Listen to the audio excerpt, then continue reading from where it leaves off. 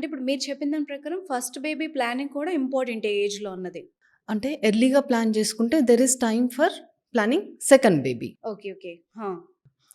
So, age పెరిగిన కొద్దీ వుమెన్‌లో చాలా చేంజెస్ ఒస్తాయి. హ్మ్. ఓకేనా?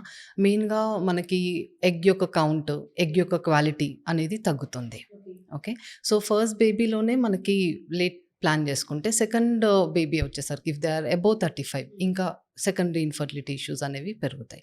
అలానే ఏజ్ పెరిగిన కొద్దీ వుమెన్‌కి ఆహ్, లైక్ బాడీ వెయిట్ పెరగడము, అలానే బీపీ, షుగర్ ఇలాంటి మెడికల్ కండిషన్స్ కూడా యాడ్ ఆన్ అయ్యే ఛాన్స్ ఉంది.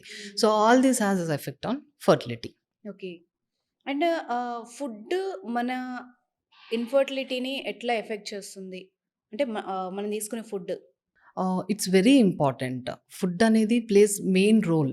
సో, మనం యంగ్ ఏజ్‌లోనే if we educate our children అంటే ఎవరికైతే ఫీమేల్ చైల్డ్ ఉన్నారో వాళ్ళకి స్టార్ట్ గివింగ్ హెల్తీ ఫుడ్.